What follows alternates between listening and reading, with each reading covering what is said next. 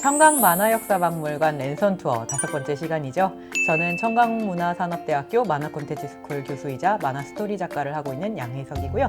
오늘도 저희 파트너, 저희 청강만화 스쿨의 자랑인 홍난지 교수님, 만화평론가님을 모셨습니다. 안녕하세요. 네, 안녕하세요. 저희가 저번 시간에는 여성 만화를 주제로 해서 이제 한국 여성 만화의 궤적을 한번 쭉 훑어보는 시간을 가졌는데요. 오늘은 조금 다른 주제를 가지고 오셨다고 들었어요. 네. 어떤 쪽인지 조금 간단하게 요약을 부탁드려도 될까요? 오늘은 1970년대에서 80년대까지 한국 만화계가 굉장히 많은 변화를 맞이하게 되는데요. 그 기간 동안 어떤 작가님들이 어떻게 활동을 하셨는지, 어떠한 사회적 배경에 의해서 이렇게 만화계가 갑자기 일변하게 되었는지에 대해서 이야기를 나눠보도록 하겠습니다. 저희 70년대, 80년대 여성 만화의 궤적을 본 거랑은 별개로 만화계 전체가 어떻게 움직였는지 그 부분을 다루게 되면 이제 여성 만화 외의 만화도 궁금해 라고 생각하셨던 여러 이제 시청자님께서 드디어 나왔구나 생각하실 것 같은데요. 이 당시 만화는 저희가 여성 만화를 다룰 때도 얘기를 했지만 쉽게 얘기해서 대여점이라는 공간을 제외하고는 한국 만화를 논하기가 좀 어려운 시절이다 이런 말씀을 전에 들었던 기억이 있는데요. 대여점은 조금 더 후죠. 이 당시에 이 공간을 뭐라고 불렀었죠? 대본소라고 불렀었죠. 대본소군요. 네. 대본소에 대해서 조금 설명을 해주실 수 있을까요? 네, 그러니까 굉장히 값싼 가격에 저렴하게 만화를 많이 볼 수 있으니까 만화 잡지 같은 경우는 한 권 사서 거기에 있는 작품들을 다 보면 또 그 다음 잡지가 나올 때까지 하염없이 기다렸어야 되는데 그거보다 적은 돈으로 굉장히 많은 권수의 만화를 볼 수 있으니까 훨씬 더 많이 애용했던 공간이기도 하죠. 말씀하신 대로 1950, 60년대에 이 한국 만화계에서 가장 중요시되는 그런 소비 공간이라고 볼 수가 있겠습니다. 그렇군요. 그런데 대본소라고 하면 조금 사회적으로 안 좋은 인식이 있었던 것 같은 느낌이 들거든요. 만화를 저렴하게 볼 수 있는 공간이라면 굉장히 긍정적인 공간일 것 같은데 왜 그렇게 사회적인 인식이 안 좋았던 걸까요? 네, 우선은 그 공간이 굉장히 좁고 네네. 그리고 아이들이 많이 가서 보기는 하나 공부를 하지 않고 다른 어떤 즐길거리를 그렇군요. 즐긴다는 점에 대해서는 학부모님들께서 반기실 리는 없었겠죠. 그건 어느 시대나 마찬가지군요. 네, 그러니까 지금처럼 뭔가 대여점 하면 카페 공간에서 네네. 자유롭게 만화를 볼 수 있는 그런 식의 문화 공간이라기보다는 너무 비좁고 그리고 불량식품도 많이 팔고 네네. 안 좋은 그런 공간이 아닐까라고 생각이 들어서 학부모님들과 그리고 사회적으로 굉장히 저평가되는 그런 공간이었다고 볼 수가 있어요. 대신에 만화를 보려고 하는 독자들은 굉장히 많이 늘어서 다양한 장르가 많이 만들어졌다는 점. 그래서 새로운 만화가 분들도 굉장히 많이 등장했다는 점이 어떤 중요한 특성으로 보여지고요. 그리고 서서히 70년대에서는 대본소 중심으로 만화를 소비하던 곳에서 이제 잡지로 만화를 소비하는 그런 형태들도 굉장히 많이 늘어나게 됩니다. 그래서 그렇군요. 그런 특성을 정리해서 말씀드릴 수 있을 것 같아요. 네. 왜 대본소를 중심으로 얘기를 시작해야 한다고 하셨는지 잘 이해가 됐고요. 대본소가 그런 인식이라면 대본소에서 만화를 연재하는 분들은 어떤 분들이셨을까요? 우선은 대본소는 양으로 많이 승부를 하는 곳이에요. 양으로요? 네, 네네. 그러니까 만화의 건수가 많이 만들어지면 질수록 만화를 또 많이 보면서 대여금도 많이 모이게 되니까 네네. 출판사 입장에서는 질적인 것도 물론 중요시 여겼겠지만 그보다는 훨씬 더 권수를 많이 늘리는 쪽으로 비즈니스 모델을 만들었고 네네. 네, 그렇기 때문에 자연스럽게 스토리의 지연이랄지 그리고 어떤 질적인 완성도보다는 양적으로 많이 승부를 보려는 만화들이 많이 늘어나서 네네. 사전심의가 오히려 굉장히 많이 강화가 되었죠. 그렇군요. 네, 근데 그 당시에 사전심의가 어떤 것까지 제안을 했냐면 기대돼요. 내용뿐만이 아니라 만화의 권수까지도 네, 권수를 제안을 했다고요? 한 타이틀이 나오면 네네. 딱 3권까지만 상중 말도 안 하루만 돼. 나올 수가 있었어요. 말도 안 돼. 그건 정말 이상한 일이네요. 네, 그렇게 해야지만 네네. 학생들이 좀 덜 가지 않을까라고 생각을 그런 했던 게 것 어딨어. 같아요. 정말 이중적인 잣대네요. 문화를 뭔가 증진해야 된다는 입장은 전혀 고려하지 않고 그냥 차단하려는 생각만 네. 하고 있으니 그렇게 정책을 폈는데도 아직 우리 한국 만화가 잘 살아남아 있다는 게 놀라울 정도입니다. 네. 그래서 정말 그러면 3권에서 끊었대요? 왜냐하면 굉장히 인기 있는 만화 같은 경우에는 아까 말씀하신 것처럼 양으로 승부를 봐야 되는데 3권으로 끊으라고 하면 너무 아깝지 않았을까요? 그쵸. 지금 되게 좋은 지적을 해주셨는데요. 양으로 승부를 했다면서 한 타이틀에 3권이라면 그러니까. 그거는 말이 안 되잖아요. 네. 라고 말씀을 해주신 거잖아요. 그래서 실제로 빠져나갈 수 있는 구멍이 있기는 했었어요. 네. 만약에 예를 들어서 자취생이라고 하는 한 타이틀이 인기를 끌었다라고 네. 하면 소풍 가는 자취생, 자취생과 친구들 뭐 끝없이 이런 식으로 나오겠네. 네, 자취생 시리즈가 네. 제목을 바꿔가면서 3권씩 계속 나오는 거죠.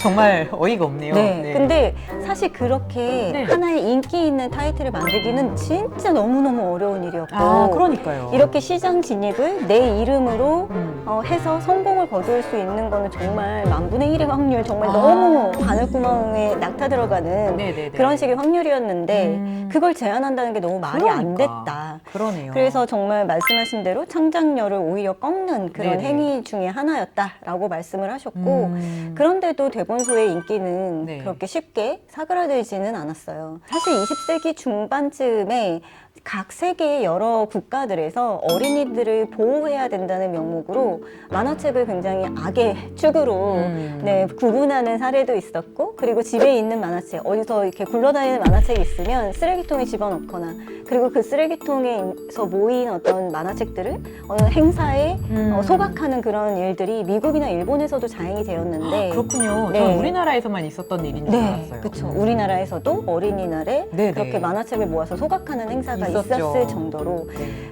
굉장히 좀 작가님들 입장에서는 마음이 많이 아프신 너무 일이죠. 아프죠. 네. 다시 한번 하는 얘기지만 그런 힘든 역사를 딛고 지금까지 만화가 이렇게 꽃 피우고 있다는 게 굉장히 기적 같기도 하고 그 맥을 펜을 끊지 않고 만화를 살려오신 이제 선배 작가님들께 감사하는 마음도 들고 그렇습니다. 혹시 그러면 3권 말고 뭔가 더 재밌는 심의 뭐 이런 거는 없었을까요? 또 있었죠. 그러니까 여러 가지가 있는데요. 어린이들이 보는 만화인데 네. 빌런이 네. 너무 악해서는 안 된다. 이 뭐 이런 무슨 기준? 이 무슨 소금이 짜면 안 된다는 그런 이야기인가요? 네, 근데 이야기가 네. 다이나믹하고 재미있게 느껴지려면 주인공이 자꾸만 가려는 방향을 아, 막는 그럼요. 네, 빌런이 네, 힘이 네. 강해야 되잖아요. 그렇죠. 네. 그러니까 작가님들께서도 자연스럽게 표현하기 위해서 굉장히 좀 강렬한 장면을 그리고 강렬한 도구들을, 무기들을 네, 이렇게 네, 들 네. 수 있는데 그런 것들이 모두 다 빨간색 표시로 X가 쳐서 고쳐야 된다라고 세상에. 왔대요. 근데 네. 당시의 시스템이 네. 작가님께서 작품을, 그러니까 책 한 권을 원고로 완성을 하시면 바로 출판사에다가 갖다 주는 게 아니라 심의를 받기 위해서 심의소에다가 가져다 드려야 됐고 네. 심의소에서 심의를 한 결과를 뭐 일주일 뒤에 돌려받으면 그걸 또 수정해서 다시 또 출판사에 네네. 가져다 줄 수 있는 시스템이었다고 하니 돈을 받지 못하는 보상이 아, 그렇게 느려지니까 되는구나. 네네. 자연스럽게 심의를 받지 않는, 그러니까 그렇죠. 빨간색 표시를 받지 않는 쪽으로 자꾸만 창작을 하게 되었다라고 안전한 말씀을 이야기만 하시더라고요. 하게 되는군요. 그렇죠. 그러니까 아. 권선징악적인 교훈적인 이야기, 그리고 어린이들의 어떤 일상의 작은 소동을 담은 이야기. 그러니까 자연스럽게 어린이들이 학교에 다니면서 겪는 그런 귀여운 명랑 만화들이 메인스트림의 장르로 등극을 하게 되는 거죠. 그러면 뭔가 강력한 빌런을 쓰려고 하면 다른 뭔가 방법은 없었을까요? 있었다고 합니다. 그것도. 네. 제가 맞춰볼게요. 네. 인간이 아닌 걸 쓰는 거 어떨까요? 그것도 굉장히 좋은 방법이었던 것 같은데요. 네네. 제가 들은 바로는 네. 한국인이 빌런으로 나오는 경우에 무조건 빨간색으로 X표가 그럴 찍혀 수가. 나왔는데 네네. 일본 사람이 빌런으로 나왔을 경우 아무리 악한 행동을 해도 네. 그냥 심의소에서 통과가 잘 되었어요. 아, 정말 재미있네요. 네, 그래서 저도 그러면 자연스럽게 네네. 뭔가 지금의 분위기와는 굉장히 다르게 어떤 특정한 나라를 우리가 그러게요. 그런 역사가 있었기 때문에 네네. 아마도 다 같은 공분의 대상이 될 수 있었던 것 같아요. 네. 정말 참 웃지도 울지도 못하는 우픈 이야기였습니다. 그렇군요. 아까 명랑 만화 얘기가 잠깐 나왔는데요. 그 외에 어떤 장르들이 인기가 있었는지 좀 소개해 주실 수 있을까요? 잡지 같은 경우는 꼭 한 가지 장르만 나오는 잡지가 아니어도 괜찮잖아요. 네. 다양한 장르가 나올 수 있는 장점이 있는데요. 아주 어린이들이 학교에서 소동을 겪는 뭐 네. 길창덕 작가님의 꺼벙이 같은 아, 귀엽죠. 작품들, 네. 윤승훈 선생님의 뭐 맹꽁이 서당이나 맹꽁이 서당은 80년대 작품이네요. 아, 네. 요철 박물 발명왕 같은 네네네. 작품들, 신문수 선생님의 뭐 도깨비 감투 같은 작품들, 뭐 이런 식의 작품들이 굉장히 그 명랑 만화의 선봉장에 있었던 네. 70년대와 80년대를 대표하는 그런 만화와 그리고 만화 작가님 그리고 장르라고 볼 수가 있고요. 네. 명랑 만화뿐 아니라 스포츠 만화 장르도 굉장히 많은 인기를 거두었었는데요. 당시에 고교, 야구가 굉장히 많은 인기를 거두었었다고 해요. 네. 그래서 거기에 또 선봉장에 있으셨던 분이 이상무 선생님이라고 오. 볼 수가 있겠습니다. 그 혹시 동글동글한 그 독보탁이라는 캐릭터 맞아요. 맞군요. 네, 네. 코가 이렇게 뾰족한 아, 귀엽게 네. 생겼죠. 네, 그 캐릭터가 나오는 뭐 비둘기 합창이랄지 우정의 마운드 같은 작품들이 굉장히 많은 인기를 거두었었고요. 그리고 또 성인 대상의 극화체 만화들도 또 성인 잡지에 굉장히 또 많이 연재가 되기 시작을 했대요. 네. 그래서 고우영 선생님의 임꺽정 같은 아. 작품들도 많은 인기를 거두었었다고 합니다. 지금 거의 소개가 많은 작가님들의 이름이 나왔는데요. 그 외에 또 뭔가 저희가 알아두어야 되는 이 시대의 유명한 작가님들은 어떤 분들이 계실까요? 70년대, 80년대, 90년대, 2000년대 지금까지도 활약하시는 작가님들께서 굉장히 많이 등장을 하세요. 네. 네, 지금 앞서 말씀드렸던 뭐 윤승훈 선생님, 신문수 선생님, 또 이상무 선생님 돌아가시긴 하셨지만 네네. 이상무 선생님, 이현수 선생님, 허영만 선생님, 아. 네, 이두호 선생님, 네, 또 김수정 선생님까지 네. 70년대에 모두 다 데뷔를 하셨던 오, 분들이세요. 세상에. 김수정 선생님과 이두호 선생님 같은 경우는 네. 80년대부터 주로 활동을 하셨다고 봐도 과언은 아니고요. 네네. 그리고 나머지 선생님들 같은 경우는 70년대에 데뷔를 서서히 해서 이제 또 80년대, 90년대, 2000년대의 잡지를 또 이끌어가신 분들이라고 볼 수가 있겠습니다. 계속하는 얘기지만 진짜 저렇게 대본소도 별로 좋은 취급을 못 받고 잡지에 연재되는 만화도 에휴 그냥 뭐 있으니까 봐라 뭐 이런 취급밖에 못 받고 그런 와중에도 그 만화를 보고 성장한 사람들이 이렇게 나도 만화를 만들 거야 만화가가 될 거야 라는 꿈을 품고